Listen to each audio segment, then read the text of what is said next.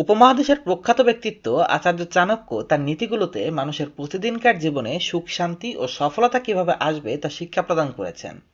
আজকে তার ওই নীতি থেকে বলবো কোন 4 প্রকার মানুষরা কখনো ধনী হতে পারবে না। টাকা প্রত্যেক মানুষের জীবনে অত্যন্ত গুরুত্বপূর্ণ ভূমিকা পালন করে। দারিদ্রতাকে একটি অভিশাপ হিসেবে মান্য করে চাণক্য বলেছেন, পুত্রহীনের কাছে ঘর শূন্য হয়ে পড়ে, যার কোনো ভাই আর বন্ধু থাকে না তার কাছে চারিদিক শূন্য হয়ে পড়ে, মূর্খের হৃদয় শূন্য হয়, আর নির্ধনের কাছে তো সবকিছু শূন্য হয়ে পড়ে। তাই প্রত্যেকটি মানুষের উচিত ধনী হওয়ার চেষ্টা করা, পর্যাপ্ত পরিমাণ টাকা আয় করা প্রয়োজন। তাই বুঝে নেওয়া দরকার কোন প্রকারের মানুষেরা কখনো ধনী হতে পারবে না। এজন্য ভুলবশত আপনি যদি এদের কাতারে পড়েন তবে দ্রুত নিজেকে পরিবর্তন করে নিতে পারবেন। তাহলে আসুন দেখে নেই কোন প্রকারের মানুষেরা কখনো ধনী হতে পারবে না।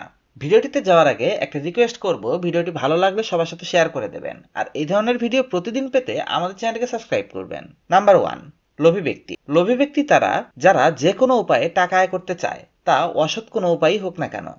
লোভী ব্যক্তি অন্যকে ঠকিয়ে বা অন্য লোকের ক্ষতি করে টাকা পেতে চায়। আচার্য চাণক্য বলেছেন, অসৎভাবে আয় করা টাকা বেশি দিন থাকে না, কিছু বছর পর তা নষ্ট হয়ে যায়। লোভী লোকের পরিণাম কি হতে পারে তা নিয়ে একটা গল্প আছে। একদিন এক রাজা এক লোভী কৃষককে প্রস্তাব দিয়েছিল, সে একদিনে যত দূর পর্যন্ত হেঁটে সূর্যাস্তের আগে শুরুর জায়গায় ফেরত আসতে পারবে তত দূর পর্যন্ত জমি তাকে দিয়ে দেয়া হবে। পরদিন খুব ভোরবেলা কৃষক হাঁটতে শুরু করলো, কারণ সে যত বেশি দূর পর্যন্ত হাঁটতে পারবে তত বেশি জমি রাজা তাকে দেবে। কৃষকটি লোভে লোভে ক্লান্তি সত্ত্বেও অনেক দূর পর্যন্ত হাঁটলো। একদম শেষ বেলায় তার খেয়াল হলো জমি পাওয়ার জন্য সূর্যাস্তের আগে তাকে শুরুর জায়গায় ফেরত যেতে হবে, কিন্তু তার লোভ তাকে আরো অনেক দূর পর্যন্ত তাড়া করে নিয়ে গিয়েছিল। তখন সে প্রাণপণে দৌড়াতে দৌড়াতে ফিরতে লাগলো। ক্লান্ত হয়ে সে হাঁপিয়ে উঠছিল, কিন্তু লোভের তাড়নায় সে খুব দ্রুত দৌড়াতে লাগলো। শেষমেশ যখন সে পৌঁছালো তখন তার সহ্যের সীমা পার হয়ে গেছে।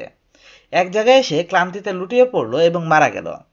অনেকটাই জমি সে পেয়েছিল, কিন্তু কবরের জায়গাটুকু ছাড়া বাকি জায়গাটুকু তার কোনো কাজে আসলো না। গল্পটিতে অনেক সত্যতা আছে এবং শিক্ষণীয় বিষয় আছে। যে কোনো লোভী লোকের শেষ পরিণতি এটাই হয়। নাম্বার 2, কামবাসনায় আসক্ত অন্ধ ব্যক্তি। অতিরিক্ত কামবাসনা মানুষকে অন্ধ করে দেয়। কামবাসনার দ্বারা তারা এতটাই অন্ধ হয়ে যায় যে ভালো আর মন্দের তফাৎ বুঝতে পারে না। চাণক্য বলেছেন, কামবাসনার সমান কোনো রোগ হয় না। সুতরাং বুঝুন অবৈধ কামবাসনা কতটা মারাত্মক রোগ। কামবাসনায় আসক্ত ব্যক্তি কখনো টাকা পয়সা ধরে রাখতে পারে না বা বেশি টাকা আয় করতে পারে না, কারণ তাদের একমাত্র লক্ষ্যই থাকে শারীরিক উত্তেজনা। নাম্বার 3, নেশাগ্রস্ত মানুষ। যারা নেশায় ডুবে থাকে তারা কোনটা ভালো আর কোনটা মন্দ তা বুঝতে পারে না। নেশায় বশীভূত হওয়ার দরুন তাদের মাথা ঠিকভাবে কাজ করে না, আর তারা যাকে তাকে যা কিছু বলে দেয়, যার ফলে তাদের সাথে মানুষের সম্পর্ক ধীরে ধীরে নষ্ট হয়ে পড়ে। নেশায় বশীভূত হওয়ার জন্য তাদের স্বাস্থ্য ধীরে ধীরে খারাপ হতে থাকে, আর শরীরের এনার্জি লেভেল কমতে থাকে, যার কারণে তারা তাদের কাজে ফোকাস করতে পারে না। তাই ধীরে ধীরে আর্থিক দিক থেকেও তারা দুর্বল হতে থাকে। এরাও কোনোদিন ধনী হতে পারে না। এর পেছনে কিছু লজিক্যাল কারণ রয়েছে। ধরুন একজন নেশা আক্রান্ত ব্যক্তি, সে যদি ব্যবসায় ভালো লাভ করে তবে সে কি করবে? আনন্দকে সেলিব্রেট করার জন্য নেশা করবে। সে যদি কোনো কারণে ব্যবসায় লস করে তখন ফ্রাস্ট্রেশনে থাকবে আর নেশার মাত্রা বাড়িয়ে দেবে।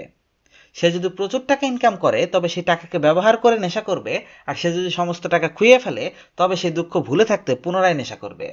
তাই একজন নেশাগ্রস্ত ব্যক্তির পক্ষে ধনী হয়ে ওঠা প্রায় অসম্ভব একটা কাজ। নাম্বার 4, জুয়ায় আসক্ত ব্যক্তি। এই ধরনের ব্যক্তিরা সাধারণত টাকার লোভী হয়।